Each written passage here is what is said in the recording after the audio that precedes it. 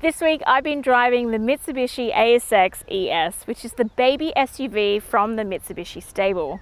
It looks great and it has the dimensions that will make it your best friend in the city, but it does have some strong competition from other compact SUVs, like the Kia Seltos, Suzuki Vitara and the MG ZS. In this video, I'll be seeing how the ASX holds its own and what it gets right. Stay watching.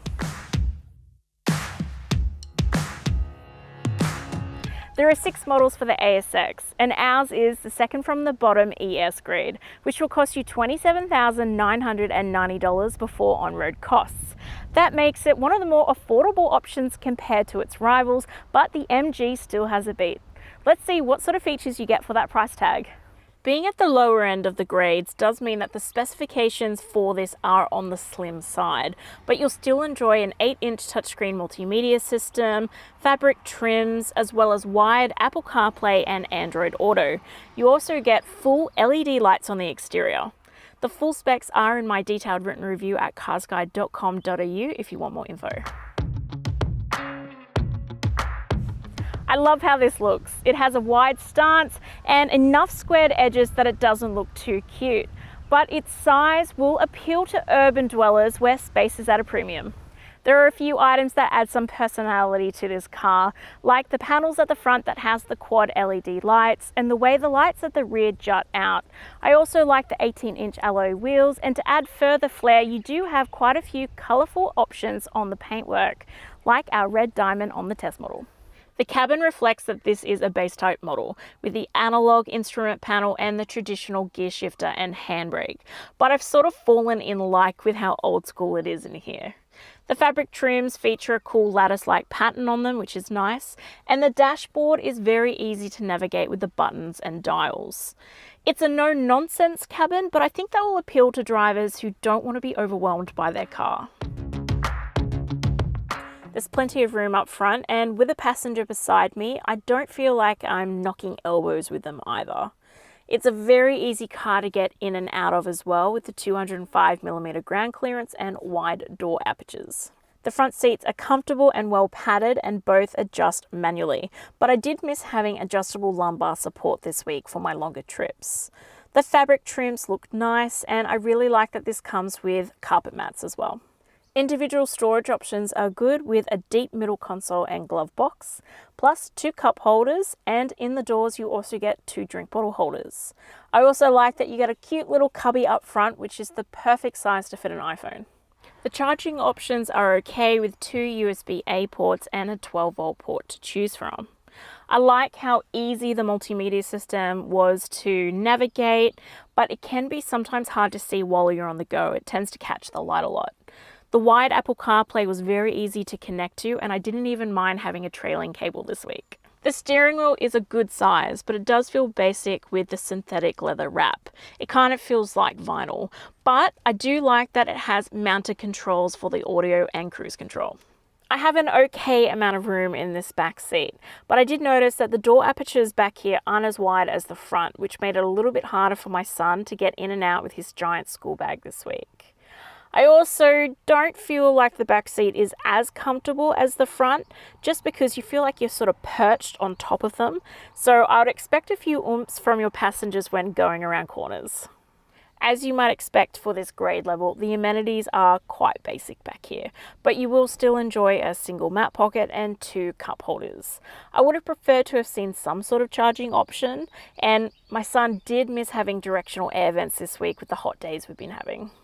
I had plenty of room to fit my son's Monster booster seat this week, and families will be very happy that there are 2 ISOFIX child seat mounts on the outboard seats plus 3 top tethers.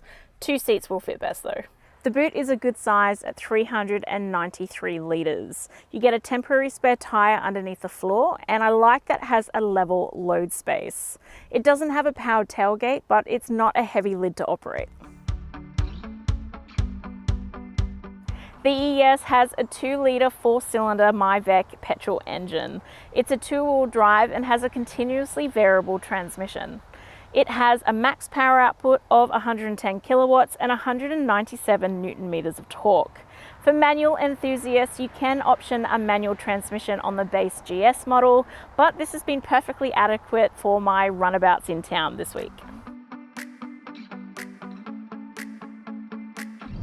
I feel like I've gotten back to the basics with this car, and it did take me quite a few drives to get used to the traditional elements and not putting my car keys in the cup holder, because I kept on forgetting that you actually need them to turn this one on. And if at any point during this video you hear the dulcet tones of my keys jingling, that's why. This is a little bit underpowered, but it does have enough punch that if you do need to get out onto the open road, you can. And it is very solidly placed on the road. It feels sure of itself in corners, which is great, but the steering is quite loose, so you do have to make bigger adjustments, but you get used to that pretty quickly. The suspension is adequate when you're on the smooth stuff, but you're gonna know about it if you hit anything bumpy. Other than that, ride comfort is okay, but the road noise does creep up a lot in this. I found this to be pretty easy to park because of its size and the fact that it has a 10.6 meter turning circle, but the reversing camera is really blurry, and I did miss having front parking sensors this week. The official combined fuel cycle is 7.7 litres per 100 kilometres. My real world usage came to 8.6 litres. I do a lot of open road driving, so this isn't as economical as what I was hoping it to be, and I would expect that figure to be much higher in the city. The ASX ES has some safety features, but not a lot of them, and it's probably easier for me to show you what it doesn't have to highlight how basic the safety package is. It's missing rear cross traffic alert, lane departure aids, lane keeping aids, as well as autonomous emergency braking, which is a real biggie for me. Models made after January 2023 are currently unrated with ANCAP, but the previous model did achieve a maximum 5-star ANCAP safety rating back in 2014. It has 7 airbags, including a driver's knee airbag, and it looks like its rivals do have a lot more safety features than this. This is probably more on par with the Suzuki Vitara S model. The full safety specs are in my detailed written review at carsguide.com.au if you want more info. The ASX comes with the well-known Mitsubishi Diamond Advantage, which means that you're going to enjoy up to 10 years or 200,000 kilometers, whichever occurs first, warranty on this, which is better than anything else on the market right now. If you get your ASX serviced at a Mitsubishi dealership, you'll also enjoy a 10-year cap price servicing program. What? I know. Even though the services do average on the little bit more expensive side for this class at $502, those extra years are a real bonus. Servicing intervals are also very reasonable at every 12 months or 15,000 kilometers, whichever occurs first. The Mitsubishi ASX ES is a compact SUV which surprisingly fits its occupants in relative comfort.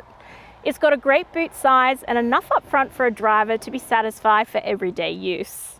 Its size does make it perfect for city dwelling, and its ongoing costs are fantastic, but it's lacking a lot of safety features for me, so this gets a 6.75 out of 10.